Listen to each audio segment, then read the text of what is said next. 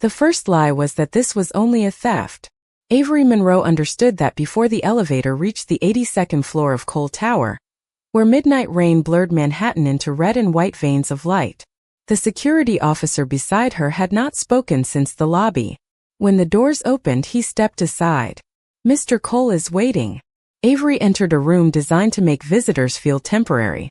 Black stone floors reflected the skyline. A long conference table stretched beneath dim pendant lights, but only one chair was occupied. Damian Cole sat at the far end with his jacket folded over the back of his seat. He did not stand. Powerful men rarely hurried to prove they were powerful. "Miss Monroe," he said. "You came. Your assistant said the matter was urgent." "It is." She also said discretion was worth $50,000. His gaze remained steady. "That is the retainer." Avery stopped beside the table. "Then urgency costs extra." Something shifted in his face, not a smile, but recognition that she had passed an invisible test. He gestured toward the chair opposite him. Avery remained standing. She had spent 6 years investigating financial crimes and corporate fraud, then left after a witness under her protection died, because information from a sealed file reached the wrong desk.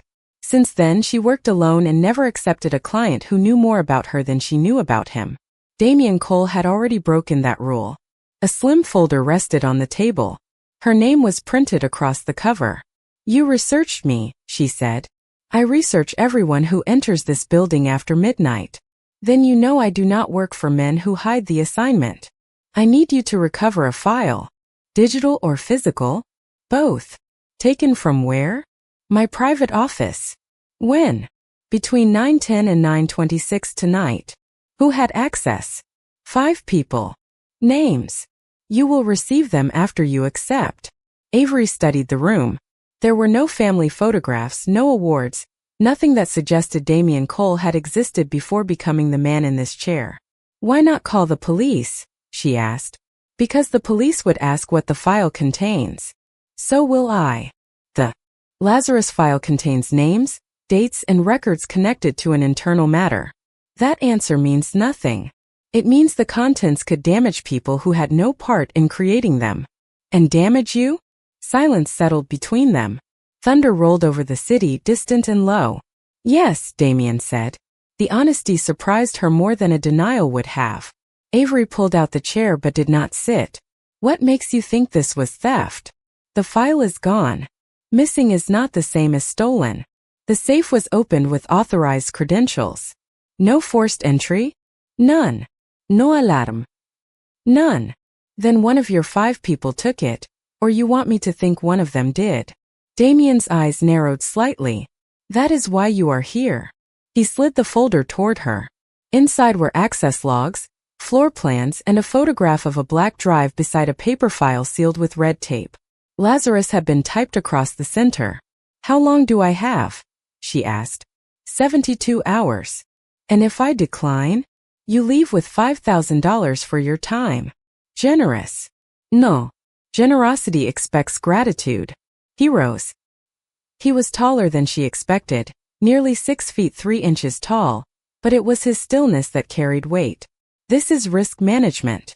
Avery closed the folder. "There is another condition." "Name it." "No interference." "No one follows me, edits my access, or decides which questions I can ask." "Agreed." "You agreed too quickly. You have not asked the difficult condition." Avery met his gaze.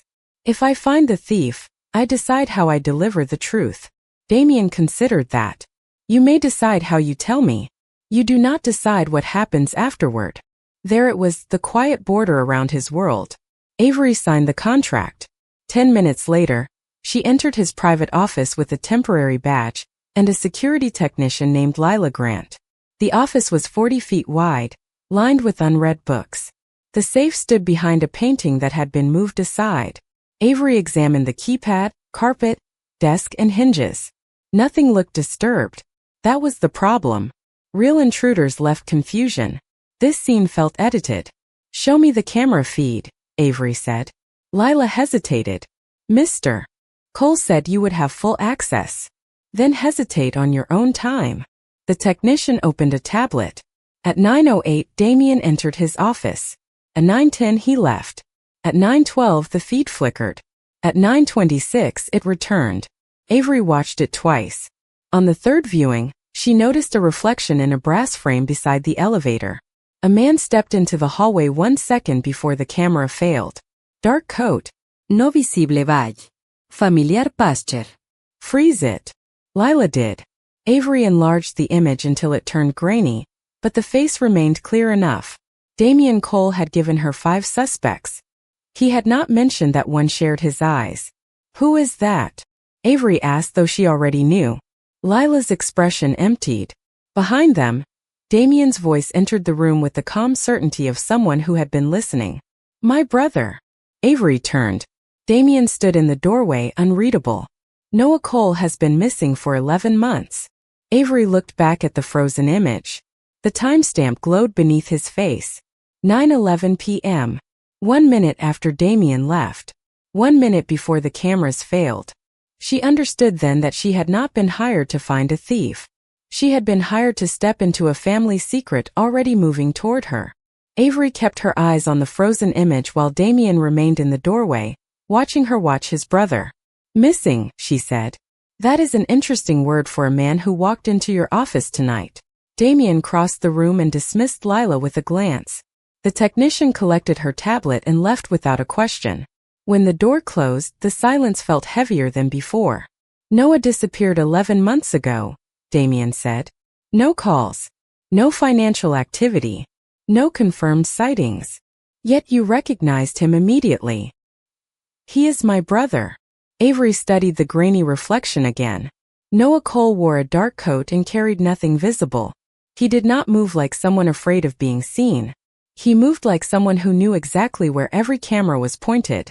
You did not include him among the 5 people with access. His credentials were revoked.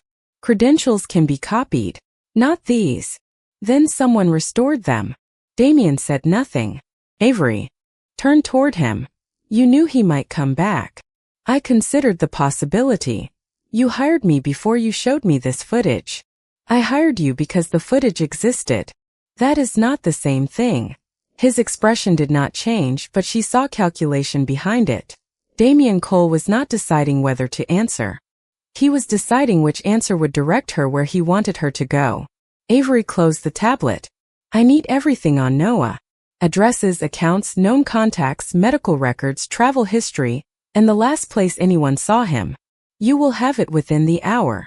I also need to know why he left. That is not relevant. Your missing brother entered a secure office and took a file that can damage your family. It is the only thing that is relevant. Damien walked to the window. Rain streaked the glass behind him, turning the city into a blurred field of light.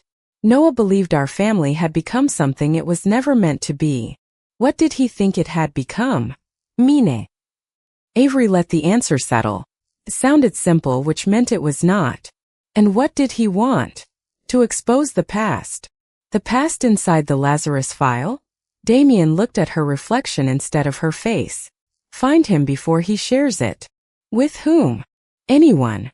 40 minutes later, Avery left Cole Tower with Noah's file secured in her bag, and the sense that every elevator camera followed her down. She did not return to her apartment. A person with Damien's resources would already know where she lived, and a person like Noah would know that too. She drove south through the rain, crossed into Brooklyn, and stopped at an all-night diner beneath the elevated tracks. The place smelled of coffee, old vinyl, and wet pavement. Avery chose a booth facing the entrance and opened Noah's file. He was 34, 2 years younger than Damien.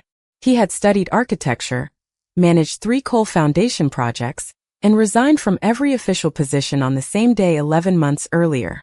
His final recorded address belonged to a brownstone in Brooklyn Heights.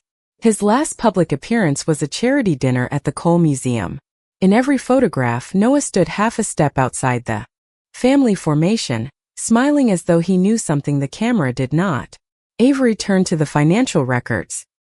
His accounts had gone silent, but silence was rarely absence. It was preparation.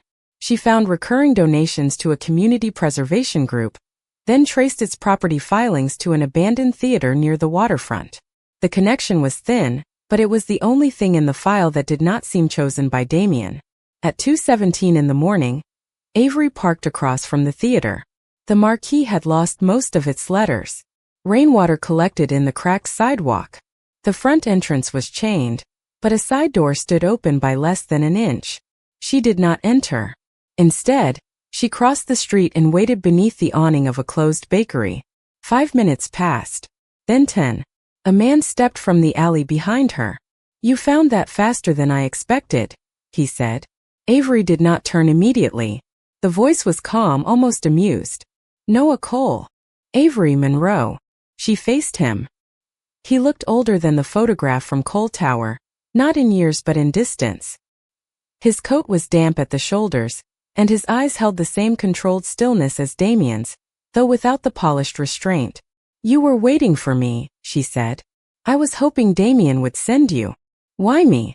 "Because he would never send someone he trusted." "That does not answer the question." "It is the beginning of one." Noah nodded toward the diner at the corner. "Public place. Cameras. Coffee that tastes like burnt paper. You will feel safer there." "I do not feel safe anywhere connected to your family." "Good. That may keep you alive long enough to understand it." Inside the diner, they took a booth near the kitchen. Noah placed both hands on the table where she could see them. "You took the Lazarus file," Avery said. "Yes." "Where is it?" "Not with me." "Why take it?" "Because the witness list was about to be transferred to Graham Voss, and I did not know whether Damien would stop him." "Who is Graham Voss?" "The family attorney who made certain Damien would choose you." Avery watched him carefully. "Damien hired me." "Damien signed the contract." "Months ago Graham placed your name at the top of Damien's private risk reports and described you as the only investigator suited to a Lazarus breach. He made you look inevitable." Noah reached into his coat slowly and removed a folded sheet of paper. He placed it between them. "Before you decide whether I am lying, look at this." Avery unfolded the page.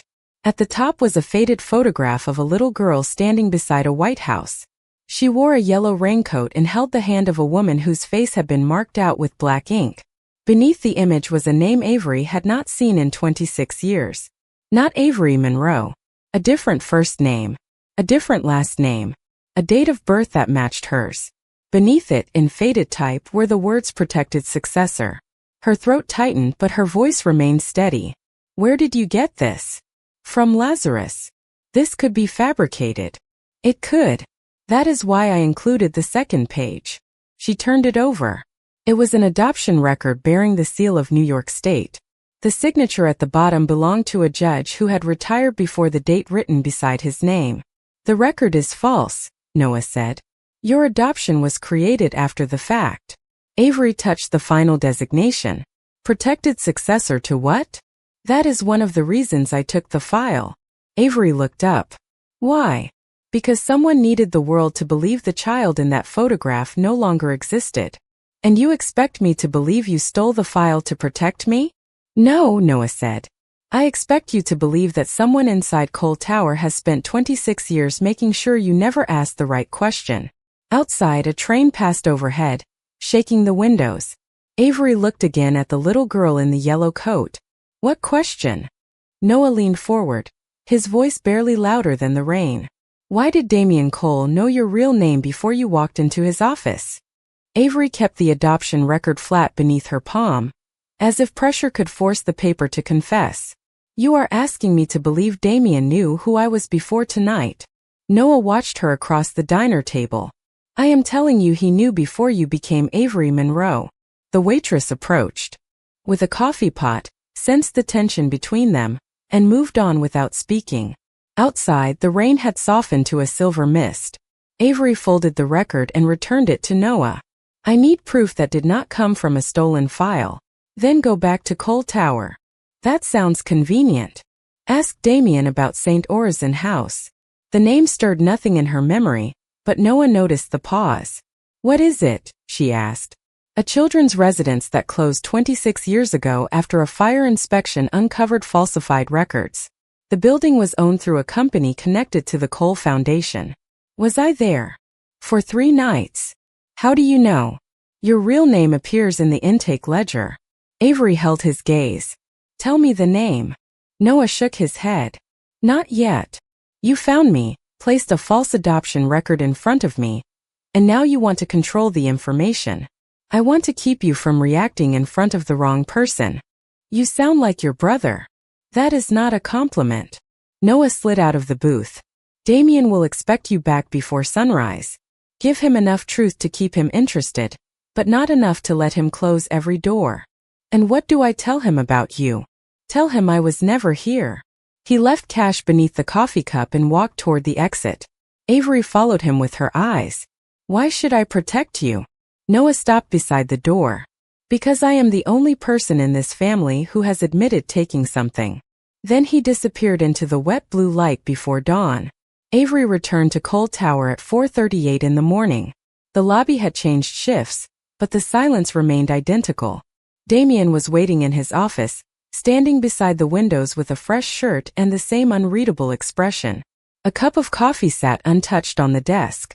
You found the theater, he said. Avery placed Noah's file on the table. You knew I would. I knew you would follow the financial records. Then why leave them in the file? Because removing them would have told you where to look. You prefer to guide people without admitting you are guiding them. Most people prefer arriving at conclusions they believe are there. Own. Avery set her bag on the chair. Noah was not at the theater. Damien studied her face for 1 second too long. What did you find? An empty building, a broken side door, and evidence that someone used the location recently. What evidence? Coffee. A working lamp. Fresh tire marks in the alley. None of it was true, but each detail was ordinary enough to survive a careless question. Damien moved closer to the desk. Did anyone approach you? No. Did anyone follow you? You tell me. His gaze sharpened. I honored our agreement. For 4 hours. Impressive. Avery opened the folder again. I need access to Cole Foundation property records going back 30 years. Why? Noah spent years managing foundation projects. If he returned for the Lazarus file, he may be using one of those properties. That archive is restricted. So was your private office. Damien looked at her for a long moment, then entered a code on his phone.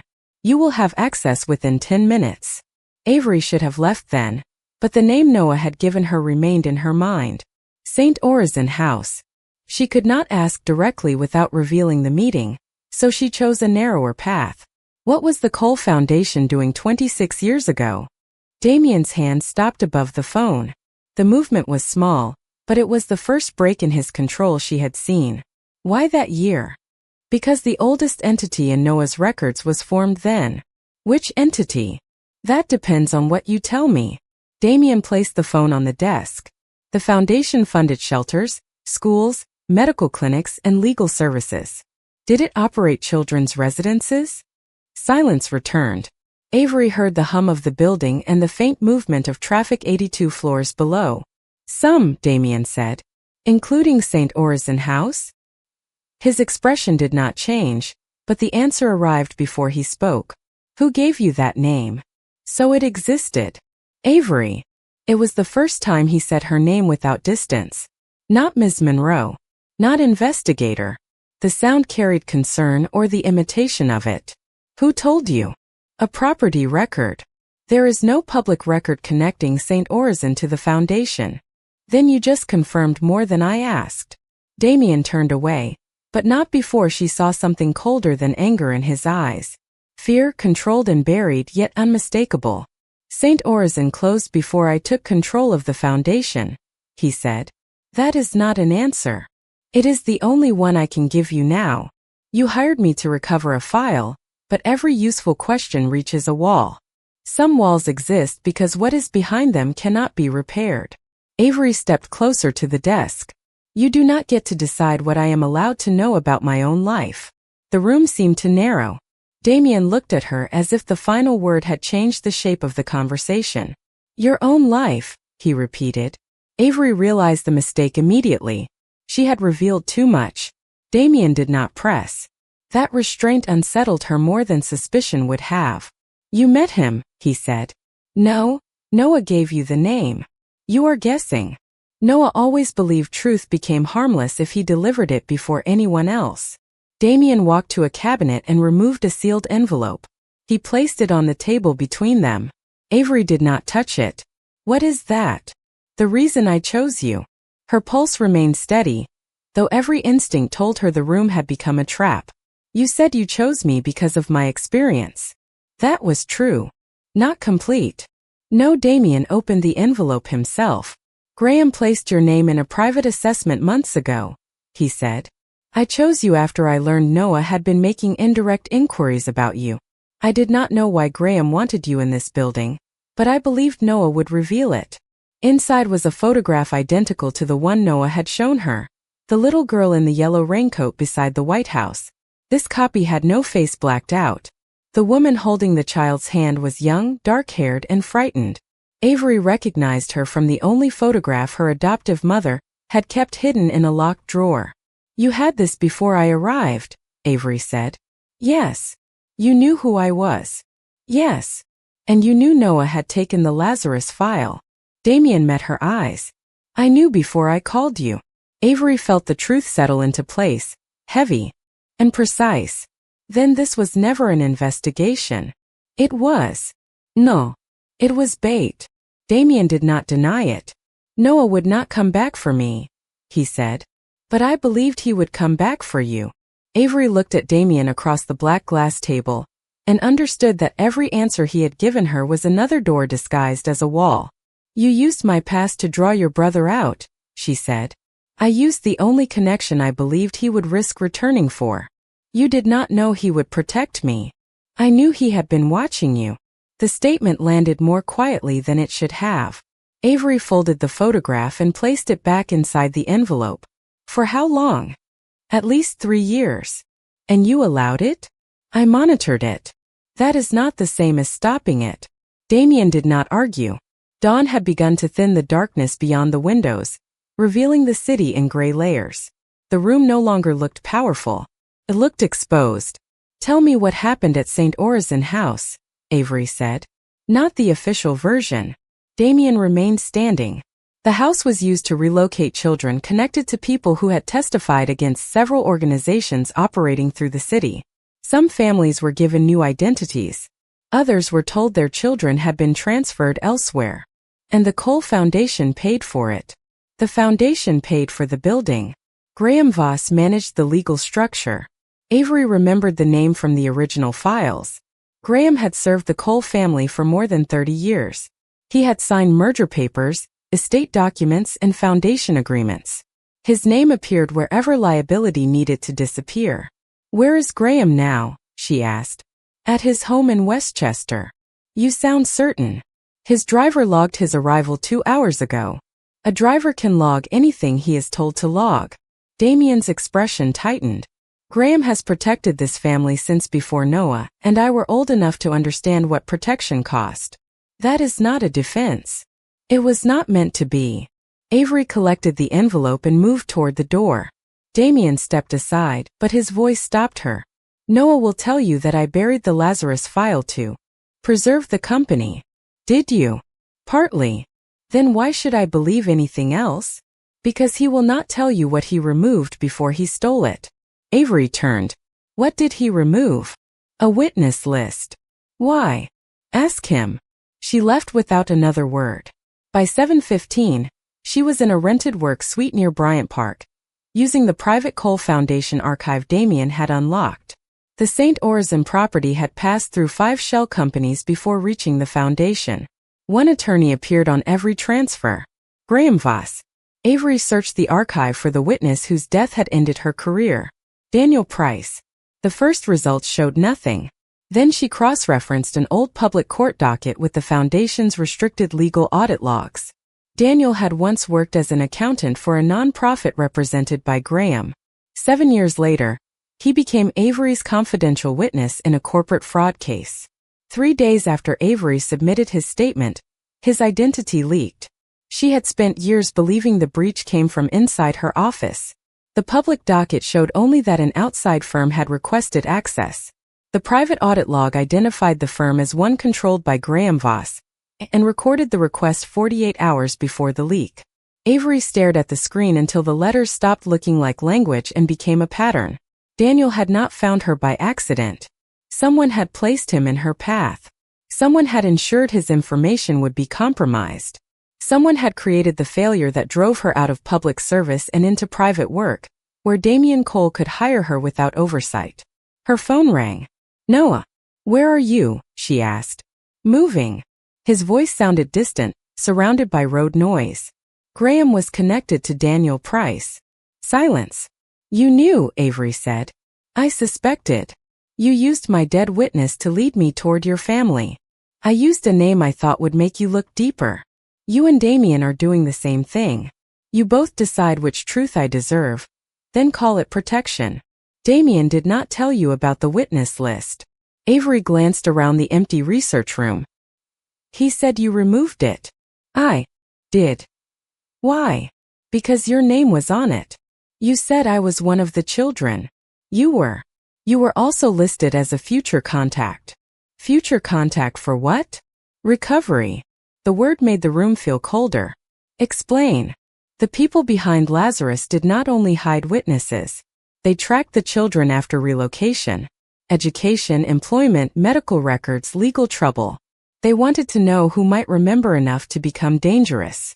And you had this list for 11 months. I had part of it.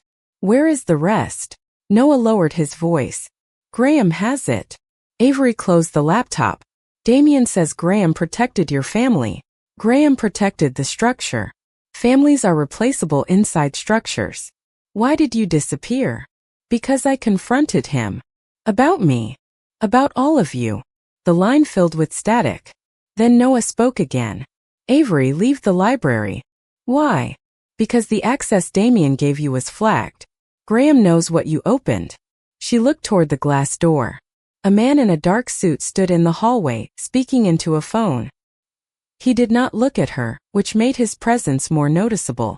Avery packed the documents and exited through a staff corridor, then crossed Fifth Avenue among the morning crowd. She called Damian while walking. "Your access system notified Graham. Where are you?" "That is not the important question." "It is to me." "Did you know Daniel Price worked for one of Graham's clients?" Damian was silent for half a second. "No." "Did you know Graham accessed Daniel's case file before his identity leaked?" "No, either you are lying, or the man who built your legal defenses has been directing both of us for years. Go somewhere public." "I am already in public." "Stay there. You do not give me orders anymore." Avery ended the call and opened the message Noah had sent during their conversation. It contained an address in Queens and 4 words. Proof Damian never saw. She took a cab east. The address belonged to a self-storage facility near Long Island City. Unit 214 had been left unlocked. Inside, Avery found a folding chair, an old projector, and a sealed box marked with the same red tape as the Lazarus file. She opened it. The box was empty except for Noah's phone. Its screen lit when she touched it. A pre-recorded message began. Noah appeared seated against a plain white wall, his expression controlled but strained. "Avery, if you are seeing this, Graham reached me first. I may have to cooperate to keep the remaining continuity records from being erased. Do not assume I am free simply because I am sitting alone. Do not bring Damian. Do not trust the address attached to this recording. The real file is not what they are trying to recover. You are." The video ended. A second message appeared beneath it, sent from an unknown number. It contained a photograph of Noah seated in a windowless room and a single sentence. "Bring the photograph from Damian's envelope to St. Orison House before noon, or the final witness disappears." Avery read the message twice, not because the words were unclear, but because fear always tried to make bad instructions feel inevitable. She looked at Noah's phone, the empty box, and the photograph inside Damian's envelope.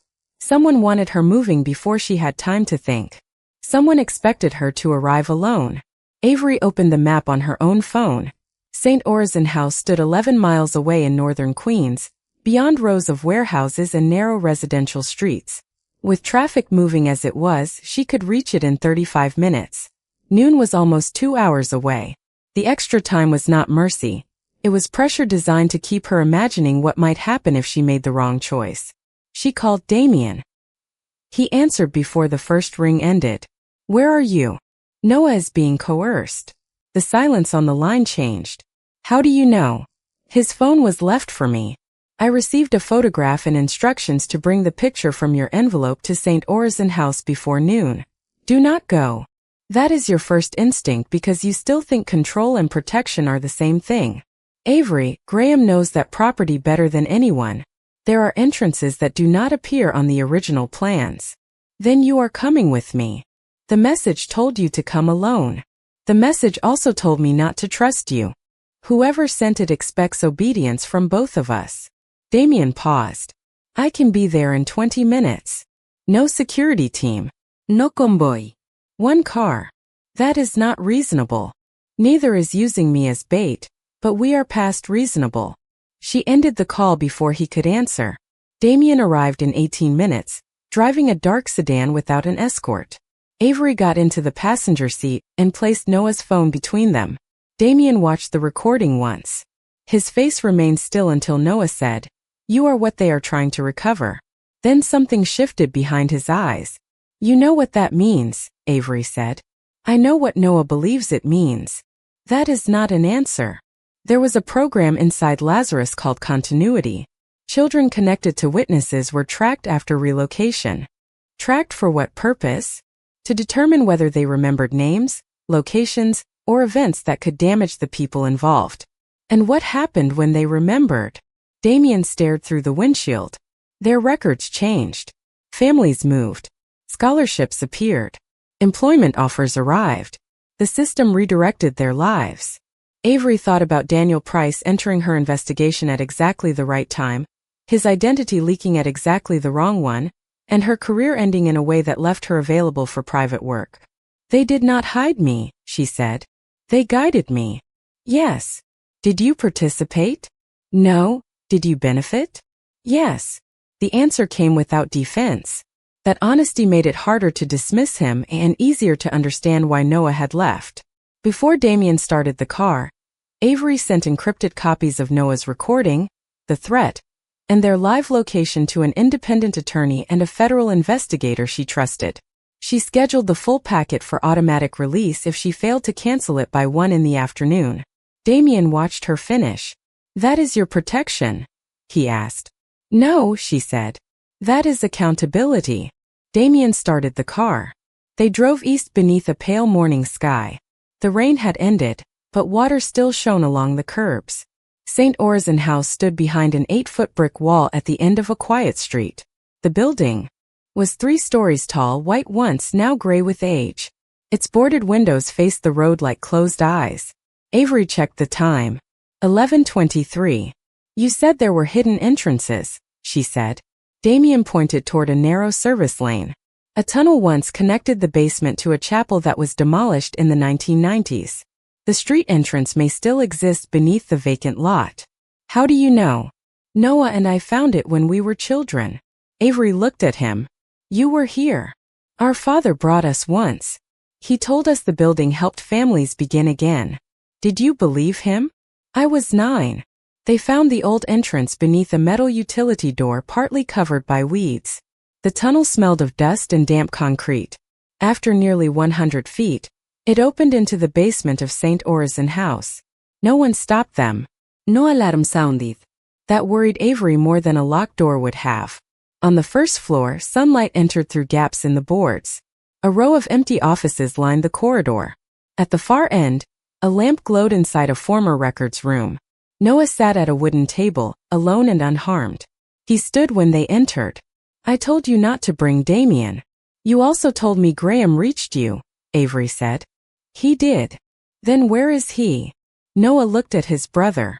He was never coming here. He needed me to look captive long enough to make the threat believable.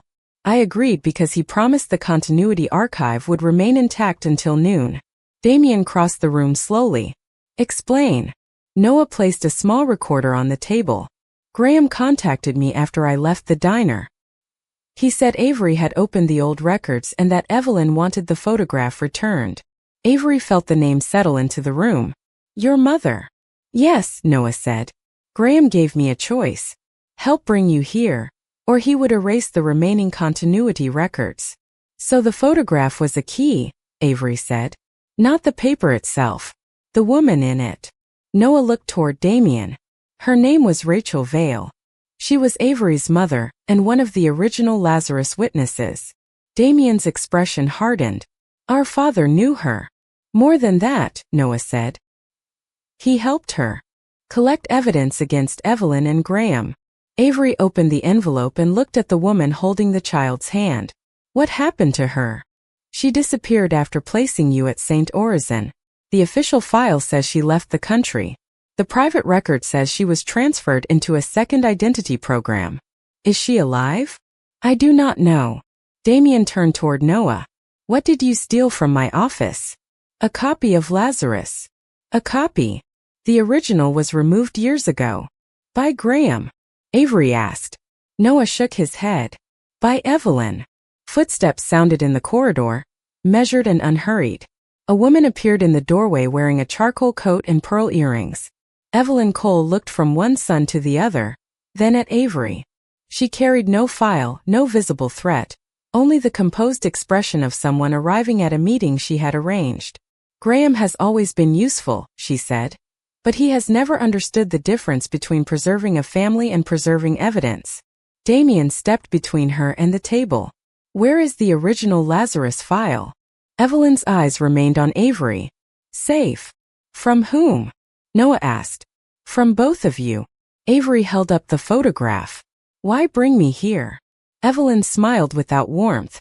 Because Rachel Vale left behind one thing no investigator ever found, and she hid its location inside the only witness Graham could not legally erase. Graham believed that once you remembered the place, he could recover the evidence before you understood what it meant. Avery lifted her phone. A small light showed that the encrypted audio stream was still active. Then he miscalculated. Everything said in this building is already leaving it. For the first time, Evelyn's expression lost its perfect stillness. Avery understood before Evelyn finished speaking.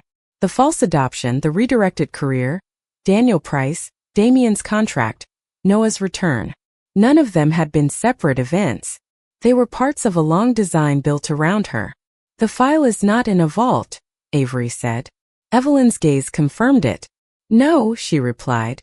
The location of the final record is in your memory. Memory is not a vault, Avery said. Evelyn Cole regarded her with the patience of someone accustomed to watching other people discover how little power they possessed. No, Evelyn replied. It is a lock. Your mother believed only you could open it. Avery looked around the abandoned records room. The faded walls, the narrow windows, and the smell of dust pressed against something buried beneath 26 years of borrowed names. She remembered a yellow coat, a woman kneeling to fasten one silver button, a white hallway with blue stars painted near the ceiling. Then a sentence spoken softly enough to survive where faces had disappeared. Count the stars, find the river, tell the truth. The stars, Avery whispered. Noah looked toward the hallway. What stars? Avery left the room and followed the corridor to a staircase. Beneath layers of peeling paint, blue shapes remained visible along the wall. There were 11 stars.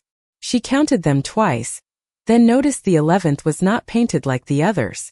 Its points were carved into the plaster. Damien reached it first but stopped before touching it. Your decision, he said. For the first time since hiring her, he did not move ahead of her or choose the next door. Avery pressed the center of the star. A narrow panel opened, revealing a brass key, a faded custody receipt, and 3 printed words, East River Station. The receipt identified Box 11 and showed that an independent trust had prepaid the storage fees for 30 years. Evelyn's composure changed. Only slightly, but Avery saw it. That place was closed years ago, Evelyn said. Then you have nothing to worry about, Avery answered. Noah activated the recorder on the table and placed it in his coat pocket. You brought us here because you believed Avery would remember the location. I brought her here because unfinished histories become expensive. You mean dangerous, Damien said. Evelyn looked at her older son. Everything you inherited was built by people willing to make decisions you now pretend to judge. I am not pretending. You kept the company. You protected the foundation. You signed every agreement Graham placed in front of you. Damien accepted each accusation without looking away. Yes. Benefited from what I refused to examine. That ends today. Evelyn gave a quiet laugh. You cannot separate the empire from its foundation. Then I will not save the empire. The words seemed to empty the room. Noah stared at his brother, uncertain whether to believe him. Avery did not offer Damien approval. A declaration was not restitution. It was only the first honest sentence. They left St. Orzin House together. Evelyn did not follow. The live transmission had already placed her words beyond her control, and any attempt to interfere would become part of the record. East River Station was not a subway stop. It was the trade name of a private document depository operating from a converted mail facility near the waterfront. Avery called the attorney who had received her emergency packet.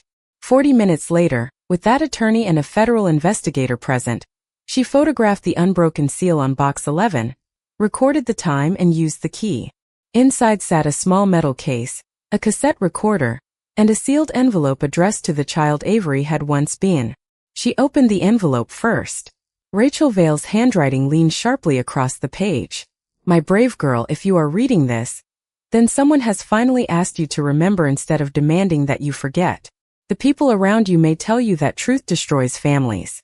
They are wrong. Secrets destroy families. Truth only reveals what was already broken. Avery read the rest in silence. Rachel had documented payments, false transfers and identity changes authorized by Evelyn and administered through Graham. She had also written that Damien and Noah's father discovered the program too late, then helped several children escape its control. Rachel entered a new identity to protect Avery, but she feared returning would expose them both. She also warned that Avery's paternal name had been concealed because certain people valued inheritance more than children and would treat a surviving heir as property. The letter ended without saying whether she had survived. Inside the metal case were copies of original records and a list of living witnesses. The final item was a recent photograph of Rachel, standing outside a grocery store in Oregon. A date had been written on the back. 6 months earlier. Avery closed her eyes, allowing relief and grief to exist together without choosing between them. Noah examined the records. This is enough to expose Graham. And Evelyn, Damien said. And Cole Dominion, Avery added. Damien nodded. All of it. Over the next 9 days, the evidence was authenticated, copied under counsel's supervision, and delivered to federal investigators, 3 independent attorneys, and a journalist with instructions to publish if any witness was pressured into silence. On the second day, Graham arrived at Cole Tower expecting a private meeting. Instead, he found Damien's board assembled, outside counsel present, and verified records displayed on the conference room screens. He denied the documents, questioned their origin, and appealed to loyalty. Damien listened until Graham finished. You taught me that loyalty was measured by what a person was willing to conceal, Damien said. You were wrong. Graham was suspended from every position he held, and the original evidence remained with investigators. By the end of the week, Evelyn resigned, though her statement described the decision as temporary. Damien froze the foundation's discretionary accounts, preserved the underlying records, and announced an independent review of every program connected to Lazarus and continuity. When the first verified findings became public, Cole Dominion's shares fell sharply in pre-market trading. Contracts were placed under review. Board members demanded that Damien step down. He agreed without negotiation. 3 weeks later, Avery stood on the roof of Cole Tower, where the city stretched beneath a clear winter sky. Noah had left for Oregon to confirm Rachel's identity before Avery followed. Damien joined her without his usual entourage. You lost the company, Avery said. I lost control of it. There is a difference. I am beginning to understand there should be. He handed her the original contract she had signed. It had been marked void. You do not owe me a report. I never did. I know. Avery looked at him. Without the office, the title, and the carefully arranged silence, he seemed less untouchable and more accountable. You used me, she said. Yes. You lied to me. Yes. Choosing the truth at the end does not erase that. I know. He did not ask forgiveness. That mattered, though not enough. "What will you do now?" she asked. "Answer questions. Return what can be returned. Accept what cannot be avoided." Avery placed the contract against his chest. "That is not redemption." "No." Damien took the paper. "It is only the work." She left him there and took the elevator to the lobby. Noah waited near the doors with 2 plane tickets and Rachel's photograph in his hand. As Avery joined him, her phone received a message from the journalist reviewing the Lazarus records. One attachment remained unread. Avery opened it. The document listed the families connected to the original program. Rachel Vale's name appeared near the bottom, followed by a sealed designation that had been restored from an erased file. Avery read the final line twice. She had spent her life believing the Cole family had stolen her identity. The truth was stranger. Rachel had not been hiding Avery from the Cole family. She had been hiding the last surviving heir of another family from everyone.